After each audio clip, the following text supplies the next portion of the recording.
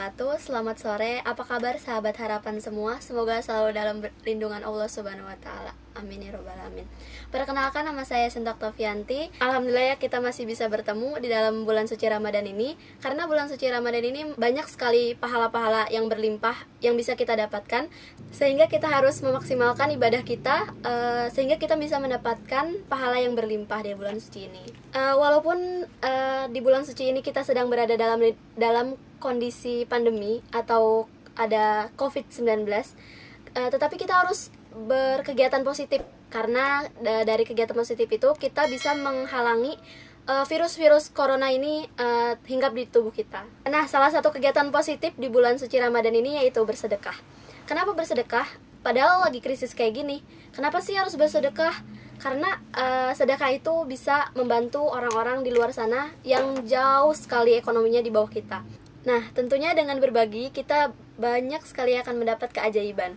Apa sih keajaiban yang akan kita dapat di saat berbagi? Kita akan bahas tuntas di CEO Talks bersama Ibu Indah Prihanande, Direktur Utama Laz Harpa. Kepada Ibu Indah Prihanande dipersilahkan. Terima kasih Teh Sinta Oktavianti ya. Ya, betul sekali. Nama kerennya siapa? Jojo. Oh, Jojo. Jojo. Baik, terima kasih atas kesempatannya hari ini. Iya. Atas waktu luangnya, dan hari ini seperti yang disampaikan tadi oleh Teh Sinta bahwa kita akan berbincang-bincang tentang bersedekah ya. Betul sekali. Utamanya sedekah, dan juga dikaitkan dengan sedekah di waktu yang sangat sempit dan sulit gitu ya. Bagaimana melalui proses itu mungkin di setiap kita sebagai makhluk yang Allah ciptakan, tentu keberadaan kita yang sudah kita ketahui adalah untuk beribadah. Betul sekali, Ibu. Untuk beribadah. Kita lahir ke dunia ini adalah untuk beribadah, dan salah satu ibadah yang Allah sampaikan itu adalah tentu berbuat kebaikan. Betul sekali. Dan berbuat kebaikan itu adalah tentu salah satunya adalah sedekah. Betul. Nah, selanjutnya, kenapa sih Bu kan sering nih dipanggilnya Ibu Nenda? Kenapa nih Bu? Asal Kenapa? muasal. Iya, asal muasal. Kenapa dipanggil Ibu Nenda itu dari mana gitu? Ya baik. Nama saya Indah Prihanande ya. Saya lahir di Jakarta 47 tahun lalu. Memiliki 2 orang putri, dan memang nama panggilannya sehari-hari jadi Nenda. Iya, saya juga nggak ya? tahu. Harusnya kalau misalnya kalau enggak Indah ya Nande gitu. Ya, Coba jadi kebalik-balik itu. Saya juga dari mana? nggak ngerti tuh, tiba-tiba jadi Nenda aja gitu ya. Mungkin karena susah ya, Iya, betul. manggil namanya karena susah. Jadi itu yang melekat gitu. Jadi kalau orang-orang yang akrab di pertemanan sejak kecil hingga hari ini tuh yang kalau kenal baik itu pasti manggilnya Nenda. Tapi kalau secara formal Indah Prihanande ya. Tapi kalau biasa di hari-hari biasanya dipanggil Nenda. Betul Nenda, sekali. Bu Nenda Betul. gitu ya. Nah, kita langsung aja nih Bu ya ke tema kita kali ini, yaitu ajaibnya berbagi di kala lapang dan sempit. Nah, menurut Ibu sendiri, apa sih ajaibnya berbagi di kala lapang dan sempit? Kan kita lagi krisis nih Bu ya. Terus susah nih berbagi, ngeluarin uang receh aja susah gitu Bu. Ini kan karena kita lagi keadaan sempit ya. Terus menurut Ibu, apa sih ajaibnya berbagi di kala lapang dan sempit? Jadi sebetulnya kalau berbagi itu pada diri manusia, pada dasarnya itu sudah ada formulanya. Dalam diri manusia itu sebetulnya fitrahnya itu ingin berbagi ya sebetulnya. Cuma memang nanti di dalam proses pertumbuhan manusia itu sendiri, mereka akan menjadi beberapa jenis bagian dari proses berbagi tadi. Ada yang nanti akhirnya masuk ke golongan bakhil, misalnya pelit gitu ya. Kemudian ada yang manusia so-so saja, sedang-sedang aja, misalnya nggak terlalu menjadi sesuatu yang jadi sikap hidup gitu. Jadi biasa aja gitu, lihat orang susah ya biasa gitu, lihat orang bahagia biasa, so-so, jadi di pertengahan aja. Kemudian nanti ada tipe yang dia bakhil gitu, pelit. Nah, proses dalam diri manusia ini tentu nanti sebetulnya tidak akan jauh dari proses pendidikan di dalam pola keluarga, perilaku keluarga. Karena ini adalah perilaku yang bagi anak-anak sendiri itu adalah proses mencontoh ya. meniru langsung. Jadi kalau misalnya di dalam keluarga itu pembentukan karakternya menyeluruh, artinya secara semua karakter dalam anak itu bukan hanya mengejar di persoalan kecerdasan otak gitu ya, tetapi juga di kecerdasan yang lainnya, kecerdasan emosi, termasuk di sana adalah menanamkan tingkat kepedulian kepada sesama. Jadi beranjaknya itu saya berpikir itu memang dari proses pola perilaku dari kehidupan di rumahnya. Keluarga di rumah itu memegang peranan penting. Kemudian jika kita memang membentuk keluarga itu dengan proses-proses tadi, memperhatikan proses pembentukan karakter bahwa mereka harus peduli secara sosial, mereka harus memperhatikan lingkungan sekitar, mereka juga harus peduli dengan kesulitan-kesulitan orang lain, maka itu akan terbentuk ya. Nah, itu hanya bisa dilakukan, dicontohkan oleh orang tuanya. Jadi dari mulai orang tua dulu. Betul. Jadi gini, orang tua dulu. Kemudian kalau orang tua itu sudah mencontohkan dan juga memberikan ruang yang cukup bagi anak-anaknya untuk memiliki karakter tadi, dibangun karakter tadi, nggak bisa ujuk-ujuk ya. Jadi kalau misalnya kita ingin mentarget menjadi orang yang ahli sedekah, ya kita harus target itu dari sekarang di pola pendidikan anak-anak kita. Jadi ketika itu sudah menjadi karakter, sudah tumbuh, insya Allah itu tidak akan menjadi sulit gitu. Nah, cara-cara yang dilakukan secara sederhana, orang tua bisa banyak diskusi di persoalan ini. Kemudian sejak kecil juga sudah dibiasakan untuk mau berbagi. Betul sekali. Mau berbagi. Caranya bagaimana? How to? Karena dia masih anak kecil, ya kan? Masih anak kecil. Gimana sih caranya? Orang dia aja masih nggak punya uang, penghasilannya dari mana gitu ya? Bisa diajarkan kan seperti yang pada umumnya, bahwa mereka kan memiliki uang jajan ya, uang jajan. Nah, pola itu bisa dilakukan di kalangan keluarga, disediakan kenceleng kan. Kalau di lembaga-lembaga sosial itu ada banyak kenceleng ya, ada banyak kenceleng. Kemudian di sana setiap bangun pagi anak-anak dibiasakan untuk bisa bersedekah. Jadi sebelum uang jajannya keluar, betul, udah sedekah dulu nih Bu. Betul, karena ini pola ya, pola. Kalau misalnya pola itu di awal dilakukan, jadi sedekah di awal sebelum mereka berangkat ke sekolah atau keluar rumah. Jadi hal ini menjadi pembiasaan yang kelak nanti ketika mereka dewasa, ketika mereka sudah berumah tangga, mereka akan melihat bahwa ini pembiasaan yang sudah lagi tidak menjadi penghalang ya. Jadi mau berapapun uang yang mereka miliki, mereka akan mengutamakan untuk berbagi dengan orang lain karena sudah di awal. Karena sudah diatur ya. Betul, di awal. Sekarang kalau dari anak-anak kecil misalnya itu tidak di awal dilakukan sedekah sebelum berangkat sekolah, walhasil itu biasanya uang jajan sudah habis duluan di sekolah. Betul sekali. Nah, itu pola ya. Pola ini dia akan terbawa nanti sampai dewasa, sampai remaja, sampai nanti kelak dia berumah tangga. Nah, ketika dia berumah tangga, tentu persoalan-persoalan yang ada juga akan sangat kompleks ya, akan sangat kompleks. Setelah berumah tangga dia akan memikirkan anaknya gimana, betul, beli susu anaknya gimana, beli pampers gimana, beli macam-macam yang lain. Ngatur uang keluarga gimana. Betul sekali. Ya, jadi itu akan lebih kompleks lagi. Yang terutama nanti dia juga akan sudah memiliki rule-nya, sudah ada pembiasaan sejak kecil, kemudian di rumah tangga dia akan terapkan itu. Ketika dia memiliki penghasilan, dia akan mengutamakan bahwa dari apa yang dia punya, apa yang dia miliki setiap bulan penghasilan itu dia akan sisihkan dulu untuk berzakat. Ketika sudah masuk ke ketentuannya, kemudian syaratnya, kemudian dia juga kalau dia memang belum nyampe kepada syarat-syarat untuk berzakat, dia bisa melakukan sedekah, infak, gitu kan. Itu jadi kebiasaan. Karena dari awalnya sudah diatur ya Bu ya. Betul. Nah, kalau itu sudah terpola, sesulit apapun kehidupannya, dia tidak akan susah, tidak akan sulit untuk berbagi. Karena bagi dia itu sudah suatu kebiasaan tidak harus digebrak-gebrak. Betul sekali. Nah, akan berbeda ketika misalnya kita tiba-tiba ujuk-ujuk, itu berat banget. Ujuk-ujuk mau ujuk-ujuk bisa digebrak-gebrak, sedekah nih. Betul sekali. Kemudian kondisi sekarang terutama pandemik ini gitu ya, semua orang menganggap bahwa semua orang sedang susah. Iya. Semua orang sedang kesulitan. Gimana sih kok orang lagi susah kok diajak sedekah? Betul sekali, banyak pertanyaan seperti itu loh Bu. Ya. Jadi gimana sih orang lagi susah kok diajak sedekah? Sahabat harapan semuanya, yakinlah bahwa apa yang kita pikirkan itu nanti akan berbuah. Jadi prasangka kita sesuai dengan ketentuan Allah nanti. Betul. Gitu ya. Itu harus kita yakini bahwa ketika kita meyakini bahwa Allah akan mengganti dengan yang lebih baik, maka orang tersebut dia tidak akan ada lagi keraguan karena dia yakin Allah akan ganti. Betul. Allah akan ganti. Kemudian dengan keyakinan dia sendiri, dia akan berupaya sekuat mungkin bagaimana caranya di tengah suatu situasi yang sulit ini dia masih bisa memikirkan orang lain. Contoh, kalau misalnya kita punya sepotong roti, satu lembar roti, selembar gitu ya, apakah mungkin kita bagi separuh? Mungkin, gitu ya. Iya. Mungkin separuh. Tapi nggak malu, Bu? Enggak, karena gini itu kan proses keyakinan ya, proses keyakinan. Kalau punya roti sepotong, bagilah separuh, gitu ya, istilahnya begitu. Iya.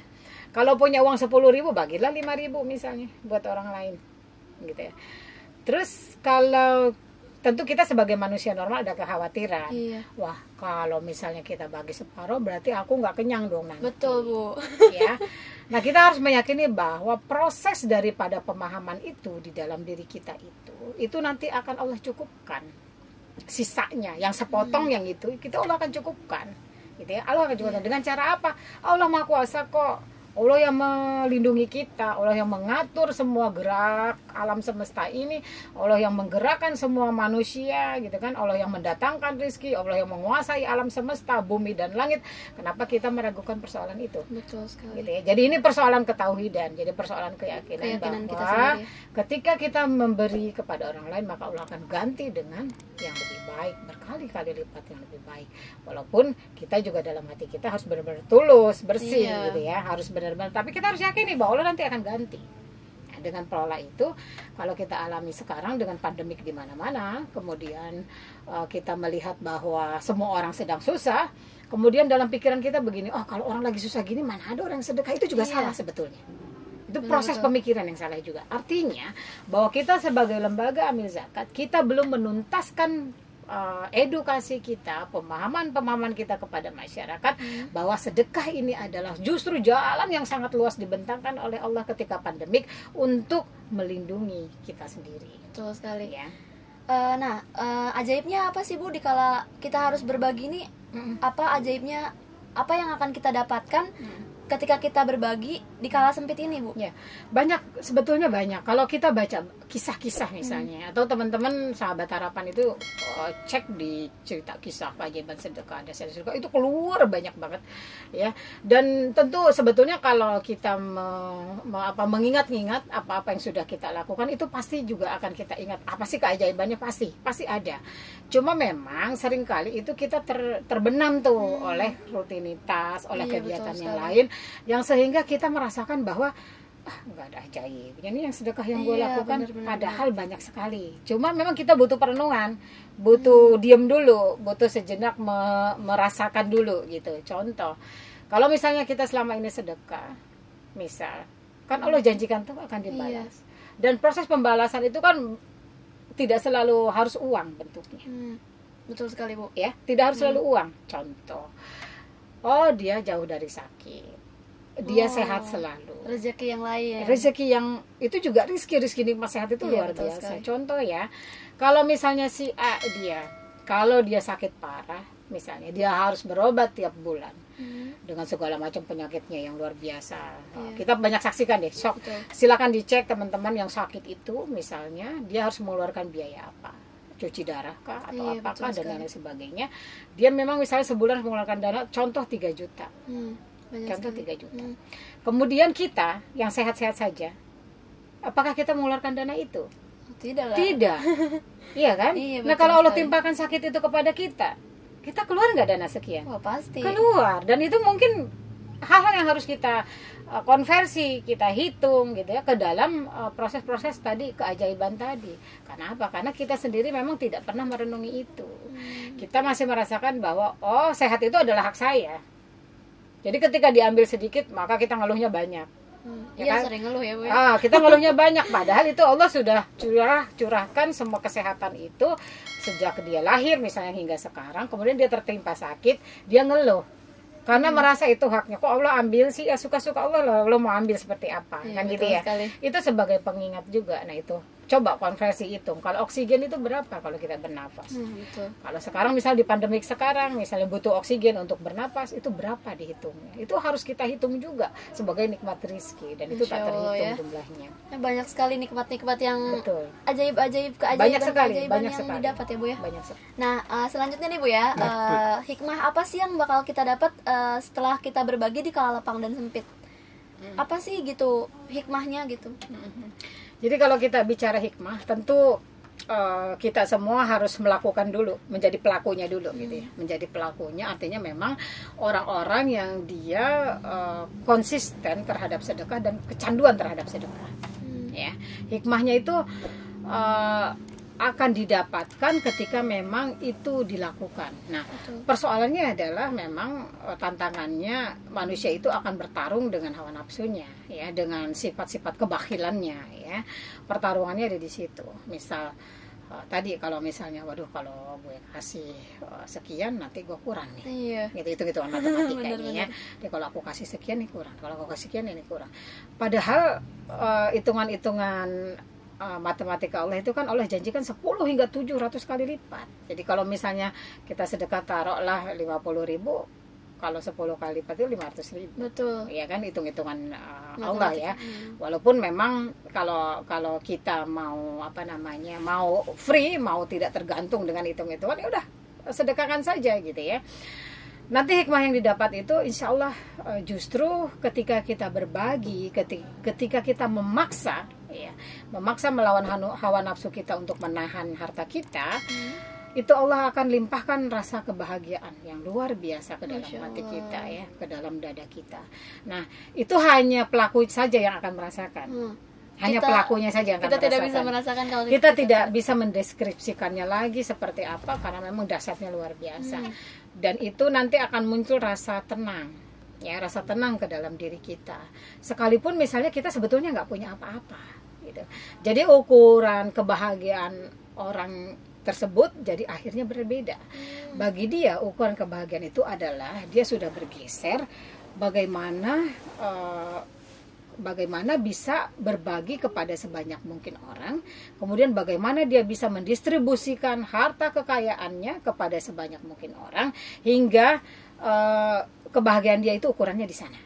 Ya. Betul sekali. Jadi bukan lagi kebahagiaan dia itu ukurannya misal rumahku, punya rumah nggak ya sekarang? Mobilku gimana ya? Udah jelek, mau ganti nih. Jadi ukuran kebahagiaan itu sudah tidak lagi di sana. Dia sudah bukan harta lagi ya. Bukan harta lagi tujuan hidupnya, tetapi adalah di dalam capaian-capaian bagaimana dia bisa memberi, bagaimana dia bisa membahagiakan orang lain, bagaimana dia bisa melawan hawa nafsunya tadi tentang ukuran-ukuran kenikmatan harta tadi, kemudian bagaimana dia bisa menggerakkan banyak orang juga untuk bisa berbagi kepada orang lain. Jadi ukurannya itu udah di situ. Udah berbeda. Ya? Nah, itu mungkin akan sulit nanti dirasakan oleh orang-orang yang memang belum masuk ke dalam tahapan itu. Dia akan kebingungan, artinya akan juga merasa kok gitu ya, kok kehidupannya gitu ya, kok kehidupannya gitu, jadi nggak normal. Ya, nggak normal sebetulnya. Tetapi orang-orang yang memang dia sudah candu sedekah, jadi sudah merasakan nikmatnya itu seperti apa, hikmah itu hanya dia yang bisa dapatkan. Dan dia bisa dengan santai saja gitu. Betul, dengan enjoy saja dengan segala kekurangan yang dia miliki, tetapi dia merasakan bahwa it's okay, no problem, kalau aku di dunia kayak gini tuh nggak apa-apa gitu. Kan capaian visi aku adalah ada di akhirat gitu. Mudah-mudahan itu menjadi bekalnya orang-orang yang memang dia konsisten dalam membantu orang-orang yang lain gitu. Betul sekali. Nah, sahabat harapan semua, jika ingin mengetahui hikmah apa yang didapatkan di kala berbagi di kala lapang dan sempit, itu bisa dirasakan sendiri oleh sahabat harapan semua jika melakukannya. Nah, seperti itu kesimpulan dari apa hikmah yang dapat diambil di kala berbagi di kala lapang dan sempit. Jadi ada hikmah kebahagiaan, ya, kebahagiaan yang tentu tidak bisa dirasakan oleh orang yang tidak melakukan. Betul. Kebahagiaan, ketenangan, ya, kemudian kepuasan dalam hidup, kemudian juga rasa syukur yang tinggi kepada Sang Pencipta, kemudian dia juga akan punya kepedulian sosial yang lebih tinggi. Nah, itu memang hikmah-hikmah yang dirasakan olehnya gitu. Nah, lanjut nih Bu ya. Gimana sih cara kita ikhlas bersedekah di kala sempit dan meyakinkan kita bahwa hitung-hitungan Allah itu berbeda dengan hitung-hitungan manusia, agar kita bisa menerimanya. Ya, oke. Jadi meyakinkan diri sendiri ya terkait dengan apa namanya, harus ikhlas gitu ya. Iya, harus ikhlas. Meyakinkan diri supaya ikhlas bersedekah. Jadi gini, Teh Sinta, dalam proses manusia, proses pembelajaran dalam diri manusia tadi, kalau orang itu sudah dibentuk dari rumah, dari kecil bahwa dia adalah orang yang mudah berbagi, tentu itu tidak akan sulit ya. Iya. Ketika dewasa atau ketika kondisi apapun, itu dia tidak akan sulit melakukannya. Persoalannya adalah nanti tadi yang tidak memiliki pola pendidikan seperti itu, tidak ada contoh, kemudian dia dewasa, kemudian dia ingin berubah misalnya. Memang menurut saya nggak usah nunggu ikhlas dulu, Harus ditanamkan. harus dipaksa. Jadi kalau nunggu ikhlas itu manusia kadang-kadang ya itu tadi banyak hitungan di dalam benaknya betul gitu ya, sekali. banyak hitungan. Nanti dia akan bilang kalau kayak gini nanti kayak gini, kalau kayak gini nanti kayak gini, kalau kayak gini. Nah, banyak pikiran, banyak hitungan, kemudian yang itu nanti akan menahan ya, menahan perbuatan baiknya. Betul. Nah, itu harus dipaksa, dilatih. Jadi jangan bilang begini, aduh saya belum ikhlas nih, kayak perasaan saya belum pol nih gitu. Benar-benar. Wah, mendingan nggak usah daripada nggak ikhlas. Itu salah sebetulnya. Oh. Jadi paksa saja, mau ikhlas nggak ikhlas urusannya nanti. Paksa dulu, kemudian ikhtiar dulu, terus berdoa kepada Allah, minta sama Allah, ya Allah, dengan ikhtiar ini aku ingin menjadi makhluk yang Engkau sayangi, makhluk yang Engkau cintai, dan aku ingin menjadi orang yang mencintai sedekah. Latih terus itu, dan insya Allah sebetulnya gini, sedekah itu harus lama-lama dia harus berpikir sedekah itu harus menggetarkan, harus menggetarkan. Jadi kalau sedekah nggak menggetarkan itu belum pol-polan sedekahnya, ya belum pol-polan. Itu di dalam kehidupan kita tuh harus melakukan tahapan itu. Kenapa? Tadi karena kalau belum pol dia belum ngerasain getarannya tuh. Kalau sedekah itu nikmatnya luar biasa gitu. Nah itu harus dicoba ya. Jadi nggak bisa kita bilang aduh gue susah ikhlas ini. Bener. Wah kayaknya nantilah gue segini aja dulu deh, karena kalau gede gue belum. Nah itu dilawan. Bener. Nah, dilawan ya. Jadi kadang-kadang ya itu tadi setan kan menggodanya dengan dalil-dalil ya. Misalnya wah nggak ikhlas percuma. Jangan begitu. Kalau masuk ke dalam keraguan-raguan misalnya aduh kalau aku kerjain aku takut nanti nggak punya dana, tapi aku juga ingin sedekah, ya lakukan aja tuh, lakukan bismillah, kemudian berdoa tadi, ya udah tawakal sama Allah gitu.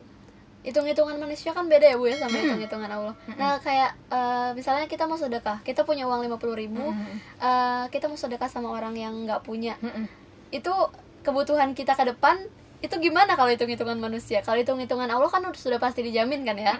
Nah itu hitung-hitungan manusianya gimana ya? Jadi gini, kalau dalam tahapan itu masing-masing orang nanti akan berbeda-beda, punya tahapan-tahapannya tersendiri. Tapi tadi melatih dari hal-hal yang bisa dilakukan dulu misalnya gitu.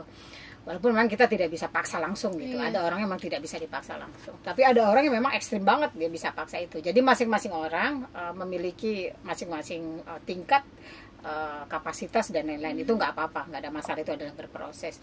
Nah kalau kembali lagi, kalau orang-orang yang sudah yakin, dia sudah lagi tidak berhitung dalam proses hitungan manusia. Orang-orang yang sudah masuk ke dalam tahapan betul-betul sedekah itu menjadi sesuatu yang dia candui gitu ya, sesuatu yang menjadikan dia bahagia, itu dia sudah tidak lagi berhitung. Maka memang sering kali kita melihat, mendengar ya kan, bahwa wah itu orang sedekah sampai sampai ini sampai itu gitu ya, itu luar biasa ya. Karena apa? Karena dia tadi sudah melewati tahapan yang tadi, sudah melewati tahapan-tahapan tadi, ketakutan tadi sudah dilewati. Jadi hitungan itu cuma sama Allah aja. Nah sebetulnya kalau kita takutkan lagi, apa yang kita takutkan dalam dunia ini? Betul sekali, karena kita hanya milik Allah ya. Kita hanya milik Allah. Kita lahir karena Allah. Kemudian kita ada di dunia ini untuk ibadah.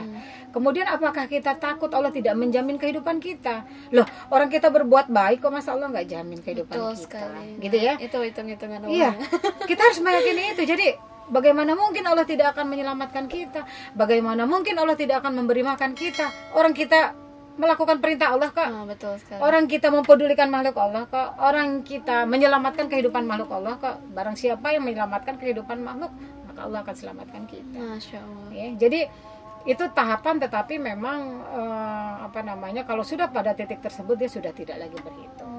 Ya sudah tidak lagi berhitung. Walaupun nanti pada tahapan tersendiri kita yang masih mungkin merasionalisasikan proses hitungan-hitungan tadi, tidak apa-apa juga. Itu kan proses belajar, ya. Betul. Dia mungkin akan berpikir, oh saya harus nyimpan separuhnya. Betul, itu nggak masalah. Itu nggak masalah. Itu adalah proses pembelajaran, dan itu memang juga dibolehkan. Tidak ada yang melarang. Atau dia mungkin saya sekian dulu, saya 2,5% dulu, nanti tingkatkan tuh setelah itu.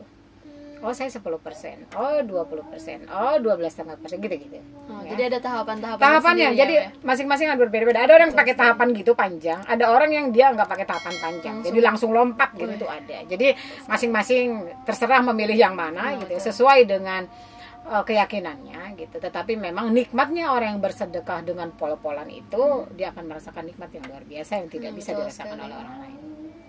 Insya Allah ya, ternyata banyak sekali ya Bu ya tahapan-tahapan yang harus dilewati. Iya, betul. Kayak gitu. Betul. Nah lanjut nih Bu ya, bagaimana cara kita istiqomah dalam menjalankan kebaikan ini? Istiqomah ya? Iya. Istiqomah, oke. Istiqomah itu berarti kan sesuatu yang harus dilakukan secara konsisten, terus menerus. Dan ini nanti akhirnya kembali kepada pemahaman di dalam manusia itu sendiri. Jadi kalau misalnya dia memahami bahwa berbuat baik itu atau bersedekah itu adalah sesuatu konsistensi yang bisa menyampaikan dia kepada kehidupan dunia akhirat yang luar biasa nikmat, luar biasa bahagia, maka gerakan dia itu akan terus menerus karena dia tahu bahwa ini akan mengantarkan dia kepada surganya Allah gitu, seperti itu.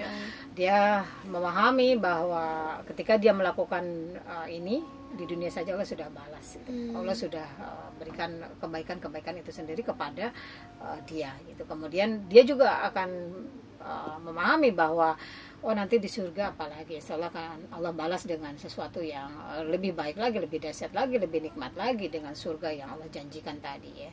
Jadi memang bagaimana supaya istiqomah, jadi kita harus membaca kemanfaatannya gitu ya. Kita baca lagi kemanfaatan sedekah itu apa sih, kemanfaatan berbuat baik itu apa sih untuk dirinya, untuk keluarganya, kemudian untuk dunianya, juga untuk akhiratnya. Nah, ketika pemahaman-pemahaman itu sudah lekat di dia, dan juga ada baiknya juga dia menstimulasi dirinya melakukan gerakan-gerakan tadi secara nyata. Misalnya, ketika dia berniat untuk melakukan sedekah atau melakukan berbuat kebaikan, maka dia juga sekali waktu dia harus melihat langsung kehidupan masyarakat yang di bawahnya. Ya, dia harus melihat langsung, dia harus merasakan, dia harus tahu bahwa kehidupan itu tidak senyaman yang dia miliki. Orang-orang di luar sana tidak selalu seperti apa yang dibayangkannya. Yang selama ini misalnya makan ada gitu, walaupun nggak berlebih misalnya, dia cukup makan, kemudian dia punya pakaian walaupun nggak mewah, nggak banyak, tapi dia punya pakaian misalnya, kemudian dia juga masih bisa melakukan banyak aktivitas. Nah, kemudian dia harus melihat kepada kelompok yang ada di bawahnya. Nah, itu akan menumbuhkan sifat-sifat kepedulian dia, dan dia akan melihat bahwa ternyata permasalahan di luar biasa banyak. Betul sekali. Ya, bahwa orang-orang miskin ini di luar banyak sekali. Yang dia selama ini mungkin masih mengeluh, aduh makan saya kok ini aja gitu ya, menunya kurang ini bersyukur. Aja, telur lagi, tempe lagi, tahu lagi misal begitu. Kemudian ketika dia langsung ikut turun ke masyarakat, ya dia melihat. Nah, teman-teman sahabat harapan bisa join tuh dengan lembaga-lembaga amil zakat untuk melihat, untuk ikut turun, kemudian merasakan langsung. Nah, ketika itu kita baru tahu bahwa kalau selama ini kita ngeluh dengan menu tahu tempe telur, maka ternyata orang-orang di luar sana ya ternyata mereka masih memikirkan hari ini saya harus makan apa. Betul. Bagaimana cara saya memperoleh makan? Betul sekali. Jadi masih mencari. Jadi pagi berangkat itu betul-betul masih mencari, dapat nggak hari ini kami untuk makan. Nah ini banyak terjadi. Kami di Lembaga Mizakat Harpa berkeliling ke berbagai wilayah di Banten terutama, dan ini di saat pandemik ini sahabat harapan semua, bukan hanya orang-orang yang tinggal di gubuk yang tidak bisa makan hari ini. Betul. Tetapi memang orang-orang yang tinggal di rumah-rumah permanen yang kami tidak sangka bahwa mereka juga tidak memiliki persediaan makan untuk hari itu. Nah itu terjadi. Ini memang terjadi pada kalangan menengah yang terakhir itu yang ada pemutusan hubungan kerja, jadi pengangguran, masuk PHK, masuk pengangguran. Kita tahu bahwa ratusan ribu orang hari ini menganggur, 1 juta lebih malah sebetulnya sudah tidak lagi memiliki penghasilan. Dan ini kami di Lasarpa bergerak untuk itu, bagaimana caranya kita memastikan bahwa saudara-saudara kita di luar sana mereka memiliki ketersediaan pangan, kecukupan pangan untuk makan, ya. Dan itu bisa kita lakukan sama-sama dengan sahabat semuanya, gotong royong. Betul. Kita bantu-membantu. Kalau memang kita misalnya mampu menyumbang seliter beras, ya sumbang seliter beras, karena itu insya Allah akan menyelamatkan orang-orang yang hari ini tidak punya beras. Saya banyak berkeliling dan luar biasa, sangat menyedihkan sekali. Betul Jadi sekali, Bu. ada satu keluarga yang terlihat rumahnya permanen, ya, rumahnya bagus. Karena suami istri itu sebetulnya bekerja tadinya. Jadi yang istri mengajar di tempat kursus, ya, kemudian yang suami berjualan di tempat kursus tadi. Jadi mengandalkan dua penghasilan. Kemudian ketika situasi pandemik ini, kursus tidak lagi berjalan. Karena memang harus jaga jarak dan memang dihentikan dulu sementara proses kursusnya. Kemudian tentu otomatis sang istri tidak lagi bisa mengajar, dan otomatis bahwa penghasilannya sudah tidak ada lagi. Kemudian suami otomatis juga tidak berjualan, karena memang kondisinya tempat kursus tutup. Ya, beberapa hari mereka mencoba bertahan, namun yang ada adalah kerugian, karena memang kan modal tetap harus ada. Betul setiap sekali. hari, sementara makanan itu tidak terjual gitu. Nah, begitu kami temui, rumahnya bagus. Rumahnya bukan rumah gubuk reot, bukan rumah gubuk reot. Tembok bagus, dan kita juga dari luar tidak akan pernah bisa menyangka bahwa sebetulnya mereka tidak ada satu butir beras pun di rumahnya. Dan ini sudah berlangsung hampir, ketika saya temui itu sudah 2 minggu berlangsung. Dan kami ngobrol, kami berbicara bahwa sebetulnya mereka malu. Jadi proses mereka menahan lapar ini luar biasa. Kalau orang yang ada di gubuk itu, orang dari kasat mata udah kelihatan, orang sudah tersentuh. Jadi oke, ini harus dibantu. Tapi bagaimana dengan orang-orang yang ada di rumah-rumah permanen yang kita anggap dia kayaknya oke, nggak ada masalah di persoalan itu. Ternyata begitu kita masuk, itu ternyata ada masalah. Ya. Dan mereka mempunyai rata-rata yang kita temui itu mempunyai izah, kehormatan yang cukup tinggi. Jadi nggak mau tuh minta. Malu. Malu karena mereka tidak pernah melakukan itu. Betul sekali. Ya kan? Nah, itu bagaimana lembaga Mizakat menyalakan radarnya gitu ya, radar kepeduliannya itu hingga bisa menyentuh orang-orang yang seperti itu gitu. Betul sekali. Hingga menyentuh orang seperti itu. Dan itu kami ngobrol, ternyata jadi selama kehidupan 2 minggu mereka tidak punya beras itu tadi ada teman yang nanti nyuruh dia ke rumahnya nih bawa, kemudian dia pulang bawa seliter beras, kemudian dia pergi lagi di sama temennya disuruh ke rumahnya ada bawa minyak lagi gitu. Jadi situasi saat ini sahabat harapan semua, jadi kalau kita hari ini masih bisa makan dengan menu yang ala kadarnya itu luar biasa nikmatnya. Karena begitu banyak orang-orang di luar sana yang tidak hanya tadi masuk ke dalam garis miskin, tetapi kita anggap bahwa dia golongan yang lebih mampu gitu, ternyata memang kesulitan hari ini untuk makan mereka hari ini. Dan kami melihat mereka sangat menjaga kehormatannya untuk tidak meminta-minta. Dan sahabat harapan semuanya, ini saatnya kita untuk melihat tetangga sekeliling kita, ya, keluarga kita, kerabat kita tadi. Insya Allah kalau kita mau membagi apa yang kita miliki, nanti Allah akan tambahkan kenikmatan-kenikmatan itu, dan insya Allah Allah akan selamatkan. Dan kita juga harus meyakini bahwa insya Allah dengan cara-cara seperti ini Allah akan menyelamatkan kita dari pandemi ini. Betul sekali. Gitu. Nah, sahabat harapan semua, kalau misalnya kita mau membantu orang-orang yang di luar sana sedang berada dalam krisis ekonomi, bisa langsung saja ke Laz Harapan Duafa. Gimana Ibu caranya agar sahabat harapan Duafa mengetahui gimana sih caranya, gimana kita mau sedekah ke Laz Harapan Duafa ini? Jadi sahabat harapan, banyak peluang untuk pintu-pintu sedekah. Sahabat bisa bisa langsung datang ke kantor kami, tentu dengan protokoler COVID-19 gitu ya. Betul sekali. Bisa juga minta dijemput ya. Ada zakat Jack. Ya, zakat Jack, kita ada fasilitas untuk jemput zakat, infak, sedekah. Nanti saya paparkan di nomor berapa. Kemudian juga bisa transfer ya. Betul bisa sekali. transfer. Mudah sekali ya. Ya, ke Bank Syariah Mandiri. Silakan untuk dicatat. Transfernya bisa ke Bank Syariah Mandiri. Nomor rekeningnya 700-334-6538. Saya ulang ya, ke Bank Syariah Mandiri 700-334-6538 atas nama Yayasan Harapan Duafa Banten.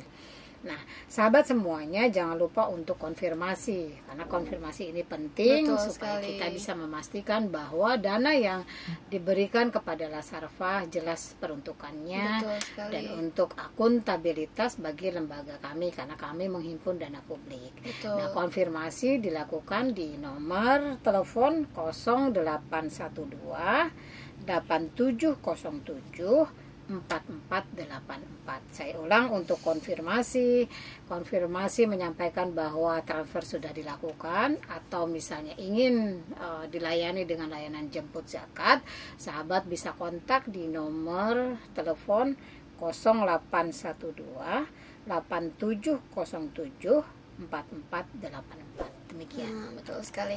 Nah Bu, sekarang tuh kan Laz Harapan Duafa lagi banyak program nih Bu. Program utamanya Laz Harpa ini di Ramadan ini apa sih Bu? Ya, jadi sahabat semuanya, beberapa program kami luncurkan terkait dengan Ramadan dan juga terkait dengan situasi COVID-19 ini.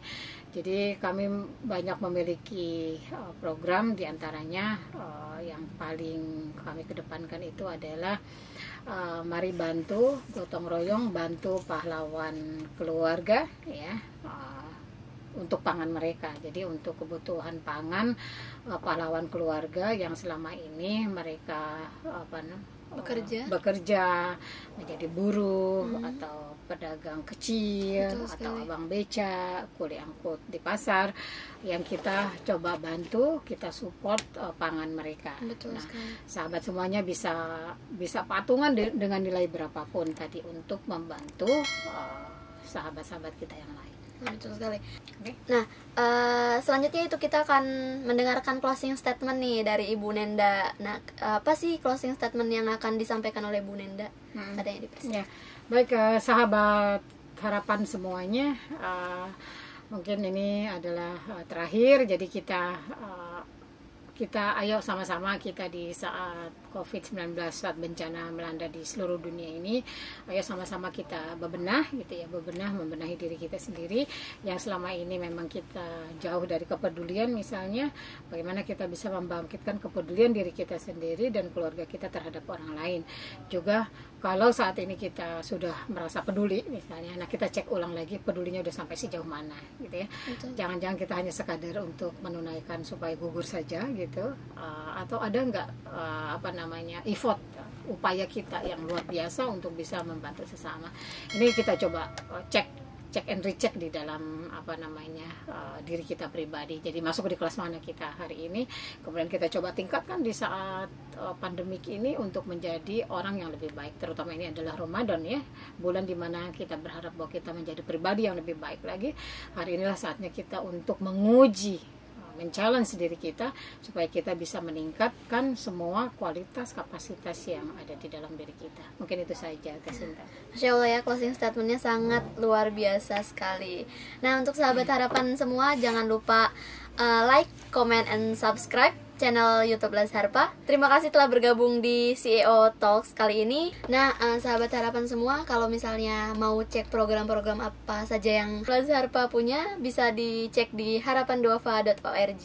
Nah, bisa juga ke Instagramnya @laz.harfa. Nah, kalau misalnya kepo dengan Ibu Indah Prihanande, kesehariannya seperti apa saja yang diposting di sosial medianya, bisa langsung cek di @laz.harpa, dan nanti di situ diberitahu oleh adminnya apa sih IG Ibu Indah Prihanande dan apa sih Facebooknya, bisa minta nomor kontaknya juga. Nah, kasih kepada Ibu Indah Prihanande yang telah hadir di acara CEO Talks kali ini. Nantikan CEO Talks selanjutnya. Terima kasih.